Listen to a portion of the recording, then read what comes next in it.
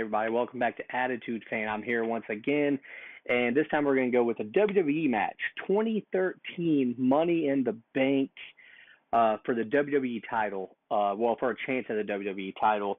So it was a six-man match, and I got to say, out of all the Money in the Bank matches that I've seen, this might have been one of the best. This might be one of the. Now, granted, I haven't seen all of them, so I don't know. Maybe there's some bad ones, but this one is up there. The six participants: Randy Orton, CM Punk, Christian, Daniel Bryan, RVD, and Sheamus. So right off the bat, I don't know who exactly is the heel in this match. I'm guessing Sheamus and Christian maybe are the heels because they seem to get like the least amount of cheers from the crowd. This event was in Philadelphia, so RVD country, kind of, because of ECW. RVD gets a huge pop. Right away, they're all cheering for him. The crowd at this point is loving Daniel Bryan. They love CM Punk. Randy Orton was so-so with the crowd cheers. But this was a pretty good match. First of all, the commentators were Jerry Lawler and Michael Cole. And like I said, I don't know the story. I was not really watching wrestling at this point, so I have no idea really what the storylines were leading up to this. But all six men have won the world title. So all six men have won the world title. Basically, this is a long match. It lasts 26 minutes, so it's a long match. It kind of starts off with them kind of clearing the ring. They go out to RVD first because I think he is the fan favorite because it is in Philadelphia. So they kind of eliminate him. Then they kind of beat up on each other. Then you get CM Punk and Daniel Bryan kind of going at it in the middle of the ring for a minute or two, which is basically what we all wanted to see. I mean, the two best in the world, especially in 2013, the two best in the world. So that was pretty awesome to see. But overall, this match, it had some good moments. They used the ladders a lot, which was really cool. But there wasn't really – so my biggest problem with multiple man or multiple participant ladder matches is it seems like they get to this point where they just want to have two of them fighting in the ring. There's no outside fighting. Like, you have four guys basically laying on the outside of the ring. Why are none of them fighting? So all the action takes place in the ring, and it's basically one-on-one. One guy will beat the crap out of another guy, then the other guy comes in. It becomes very repetitive. And even the ending to this match, you're like, okay. And again, I say this is one of the best Money in the Bank ladder matches. But even the ending was kind of anticlimactic, which I'll get to in a second. But there never really was a time where they were all in the ring kind of fighting. Like, there was the one moment where they were all six on top of the ladder, which was pretty cool. But, I mean, that was it. There was never no outside fighting. There was never nothing. It was a very kind of lazy match, but it was cool in the fact that all these guys are really good. Some of them are really great. RVD, one of the best of all time. Daniel Bryan, one of the best. CM Punk, one of the best. Randy Orton, one of the best. I really think Christian was really good. Sheamus is probably the worst one in this match. But no, I mean, there were some cool spots. RVD doing a frog splash from the top of one of the ladders. Daniel Bryan going crazy at one point was pretty cool. Sheamus, I'm pretty sure it looked like he probably broke his arm when he fell through one of the ladders. The coolest spot might have been the RKO to RVD towards the end of the match where he's climbing the ladder and Randy Orton pulls him off and catches him midair for the RKO. That was really cool. Hence, this is probably about the time when the RKO out of nowhere kind of really became a thing. But, yeah, the big twist of the match, I guess, was Curtis Axel, of all people, who apparently is the Intercontinental Champion. Man, I'm glad I really wasn't watching wrestling at this point. But he comes out and basically beats up Daniel Bryan. I guess Daniel Bryan was maybe about to win the match, and Curtis Axel comes out and beats him up, which makes no sense. And then he maybe was going to do something with CM Punk, but CM Punk gets him first. And then Paul Heyman comes out. Obviously, CM Punk was a Heyman guy. Heyman turns on him as he was about to win the match. Man, you got to feel bad for CM Punk. Always trusting Paul Heyman, always getting let down. But I don't know. It was a twist, but even that was done poorly. Maybe my expectations were too high in this match looking at these six participants, but I don't know, man. This match, again, this is one of the best Money in the Bank matches that I've seen, but it still wasn't that good. I mean, I'm going to say 2.5 stars. This is 2.5 stars. This is right in the middle. Like, it was entertaining? Sure. Am I really going to remember it? Probably not. Am I going to talk about it past this show? Probably not.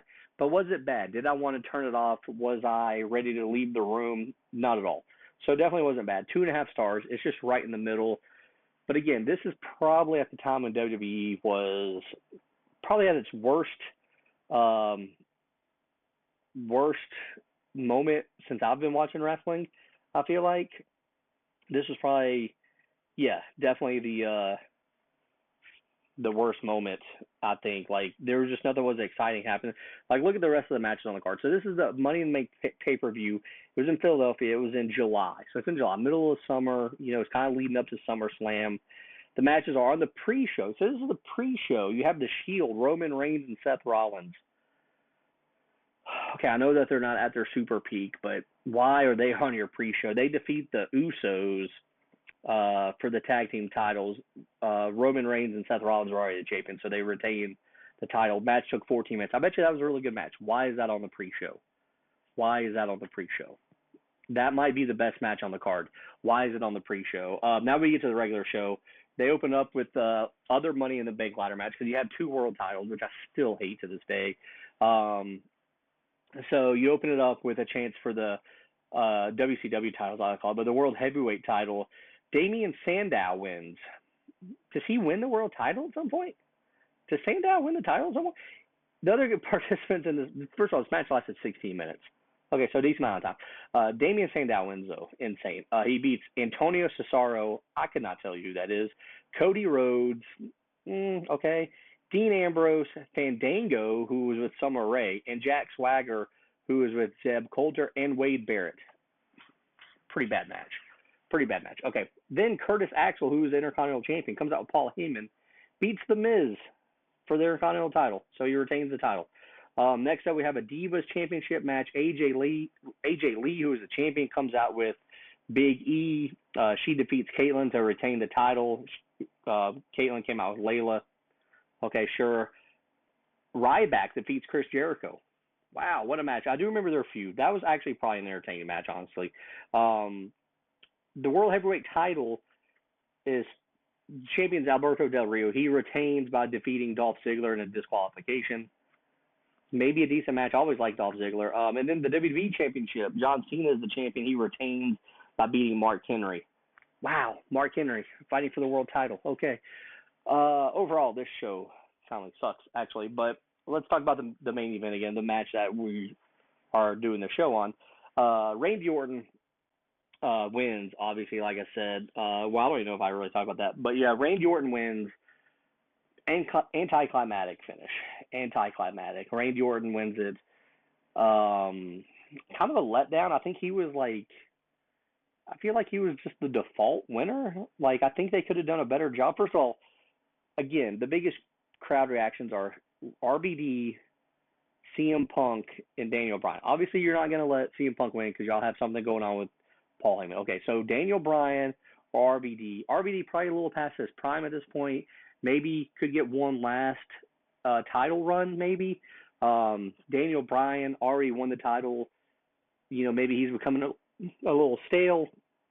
But I would have been okay with any of those 2 guys winning. Sheamus, maybe if you want a bad guy to win, okay, sure. I actually think Christian was the correct answer to win this match because I don't think anybody would have seen him winning. I think him winning, you could have turned him into a massive heel because the fans would have hated him for winning this match. The fans would have absolutely destroyed him for winning this match. And I think it could have made him a huge heel, could have had a great storyline, especially if he ends up winning the title. But they went with the default answer. I just think Randy Orton was the default answer here. Like, he was a 10-time champion, or I think he was a 9-time champion, 9 or 10-time champion at this point. There's no reason, I think, for him to win this match. But the problem with this match is, like I said, all 6 guys have been the champion, so there's no real big underdog. And also, there was no clear-cut fan favorite, and there was no clear-cut heel. So it was a weird match. Like, it was just a very weird match, and the ending was anticlimactic. And I think they just went with a default winner. Like, it was kind of a letdown. This whole match was a letdown. You put those 6 guys in a match, and then the crowd starts cheering because they want tables. They don't even bring in the tables. Like I said, there was no big spots. If you have a ladder match, you need at least a big spot. And they have Christian in this match. You have RBD in this match. Where's the big spot? Christian, TLC matches. He knows what big spots are. RBD coming from ECW. He knows what big spots are. Where was the big spot? Like in ladder matches, especially with 6 people, you're going to need probably 2 guys that are willing to do just crazy spots, even if they have no chance to win. Even if we know they're not going to win, you just got to have somebody to take those big spots. And this match didn't have that, and this match was a huge letdown. 2013 Money in the Bank for a contract or for a chance to go after the WWE Championship. Yeah, kind of a letdown. But I do think it was better than the previous Money in the Bank match I went. I don't really remember what I rated that one, but this one was better. But yeah, that sums it up. That's the Attitude Fans' thought on that match. Hit that like button, hit that subscribe button, comment. Tell me what match to do next. Maybe you have a match that you want to see me do next. I don't know. But either way, I appreciate you watching. And until next time, we'll check you later.